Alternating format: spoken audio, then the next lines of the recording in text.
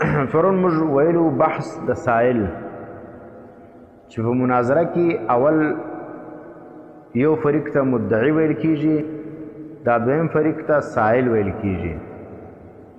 چې کوم دوه کسان مناظره سره کوي په دې کې یو مدعی وي، دا دویم ته سائل ویل کیږي. د مدعی کار خپل مدعا ثابتول، خپل دعوه ثابتول په دلیل سره یا په تنبیه سره، او د سائل کار چې شلو چې داغه ذمہ داری دا ده چې داغه حکم به دی نفي کوي، خو پر هغه نفي باندې به دی دلایل نه وایي. موږ ویل د سائل درې کاره دي: نفي د حکم ده، منع ده او معارضه ده. نفي څه ته ویل کېدل؟ چې مدعي کم دلیل قایم کړی وي هغه دلیل سائل څخه وکړي باطل کې. مدعي چې کم دلیل قایم کړی دی، سائل چې هغه دلیل ور باطل کی د تنفي ویل کیږي. او دویم شی چې کم د منع ده، منع څه ته ویل کیږي؟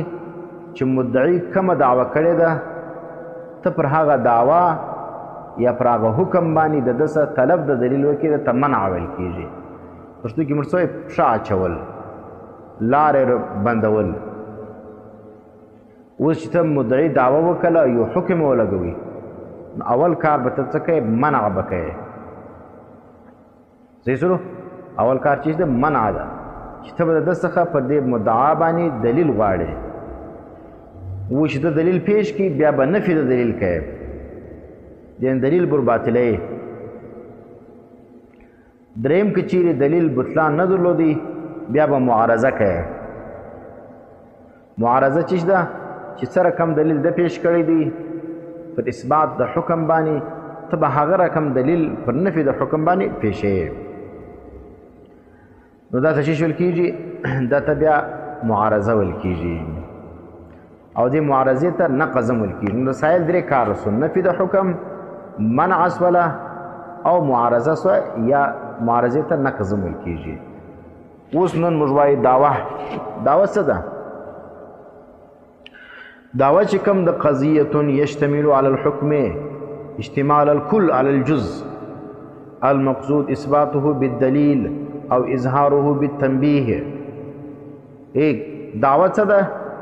چې ته مدعی یې، ته به دعوه لیکې، دا دعوه به مشتمل پر حکم باندې.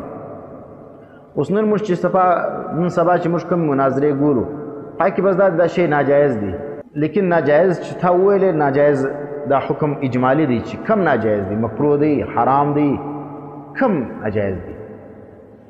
نو صرف په ناجایز باندې به حکم چې کم دی هغه تامیږي نه، پوره حکم به لګوي چې په ناجایز کې دا مکروه دی، مکروه تنزیهی دی، مکروه تحریمی دی، حرام دی، چیش دی دا. او دا شی جایز دی. سی بعض خلک وایي زما دا مدعا د ځان دا شی جایز دی، نو دا مدعا تام نه ده، په دې کې حکم تفصیلي نه دی لګېدلی، حکم به ته تفصیلي لګوي. دا شی جایز دی، په جایز کې بیا چیش دی؟ واجب دی، فرض دی، مستحب دی، سنت دی، چیش دی دا. نو ځکه دعوه چې ته لیکې، په دعوه کې به حکم خامخا موجود وي، او حکم به تفصیلي لیکې چې کوم حکم دی دا شی که ناجایز دی، نو په ناجایز کې خپلې مراتب دي، کم مرتبه د عدم جواز ده. او که چیرې جایز دی دا شی، نو د جواز خپلې مراتب دي، په کم مرتبه کې دا جایز دی؟ په مرتبه د فرضیت کې دی، که په مرتبه د وجوب کې دی، که په مرتبه د سنتیت کې دی، او که په مرتبه د مستحب کې دی یا د استحباب کې دی. نو ځکه دعوه چې کوم د قضیة یشتمل علی الحکم، دا قضیه ده چې مشتمل پر حکم باندې، لکه اشتمال د کل علی الجز باندې. منه په دغه دعوه کې به حکم خامخا لګه. اوس ګور دعوه کل ده، په دې کې حکم دا یو جز دی. المقصود اثباته، هغه مقصود د دې دعوې څخه هغه ثبوت د دې حکم وي، وینې بالدلیل، په دلیل سره. که چیرې دا نظري ولو، موږ دا بحث کړی ولو، په دلیل سره چونکې نظري مجهول ثابتېږي. که چیرې مدعا د مناظرې نظري مجهول ولا، بیا به پر هغه باندې دلیل پیښې. بیا موږ د دلیل اقسام ویلو، دلیل انی و لمی مدام ګردم ویلو.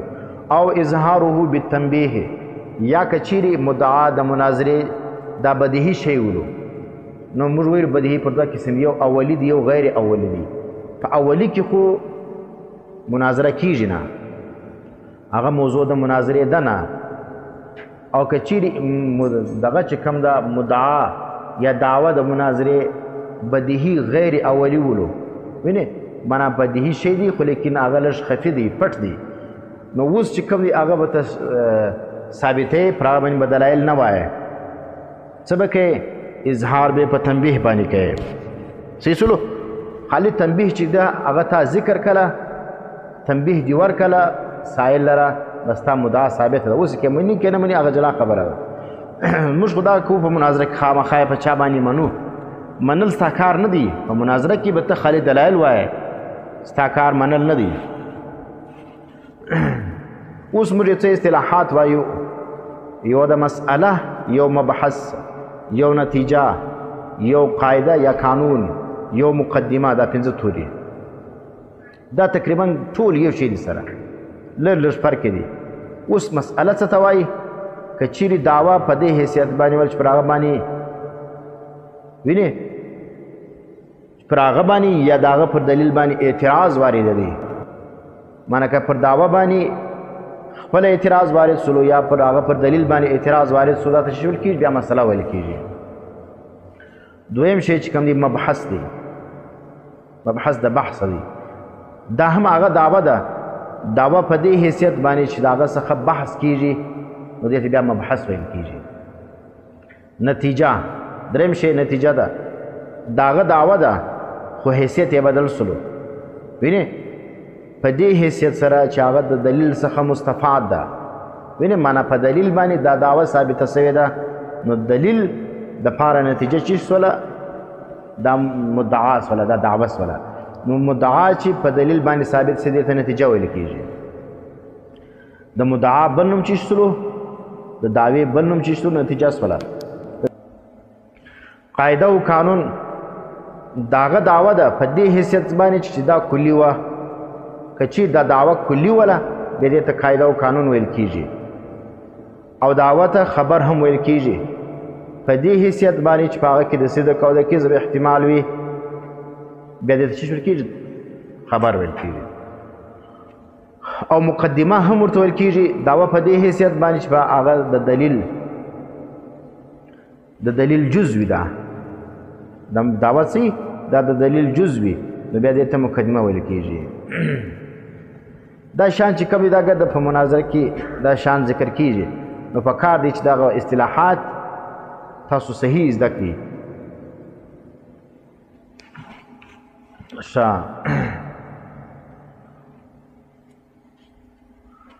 اوس راسي تنبیه لره تنبیه څه ته ویل کیږي وإن ذكر ذلك المركب من قضيتين لإزالة خفاء البديهي الغير الأولي يسمى تنبيها کچیر دا غدل ځای چې مرکب وي د دوو قضیو څخه دا د چیز دپاره استعمال سلو دا دپاره د ازالې د خفاء البدیهي پر بدیهي شي باندې چې کومه خفا راغلې ده پرده راغلې ده تا هغه شی په دې قضیتین باندې لیرې کې نو بیا دې ته څه ویل کېږي تنبیه ویل کېږي اوس دلیل څه دی د علم ملزوم ته څه ویل کېږي دلیل ویل کېږي کله کله د علم ملزوم ته دلیل ویل کېږي دا د دلیل دویم تعریف دی او کله کله دې ته اماره ویل کېږي مثلا لکه یو سړی چې دی هغه وریځ وویني بیا دا ګمان وکړي چې بارش به کېږي باران به کېږي نو د دې ظن ملزوم ته څه ویل کېږي ملزوم څه دی دغه وریځ ده نو دا به وریځ چې کوم ده دا اماره ده پر چیش باندې پر باران باندې چې وریځ چا ولیدله بس دا دلیل دی په دې خبره چې باران به کېږي اوس یو شی موږ وایو تقریب تقریب تام تقریب غیر تام تقریب څه ته ویل کېږي سوق الدلیل على وجه يستلزم المطلوب فإن كان الدليل يقينيا يستلزم اليقين به وإن كان ظنيا يستلزم الظن به والمراد بالاستلزام ما عرفت اوس تقریب څه ته وایي دا یو تعریف سره تقریب ودا ته وایي چې سړی دلیل راوړي پر داسې طریقه باندې چې په هغه باندې مطلوب ثابت سي، معنی هغه دلیل مستلزمي مطلوب لره. اوس که چیرې دغه دلیل یقیني ولو نو د مطلوب چې کوم دی هغه به هم یقیني وي، او که چیرې دغه دلیل ظني ولو نو مطلوب به هم چې شوي ظني به وي. دویم تعریف چا دا کړی دی چې په هغه کې د دلیل تطبیق پر مدعا باندې پوره وي، د دلیل تطبیق پر مدعا باندې وي. څه معنی که څه رقم دلیل ولو هغه رقم به مدعا وي، که چیرې دلیل یقیني ولو نو بیا به څه شوي مدعا چې کوم دی چې کوم شی دی مستلزم دی هغه به هم یقیني وي، او که دلیل ظني و نو د هغه کوم شی دی مستلزم دی هغه به هم ظني وي.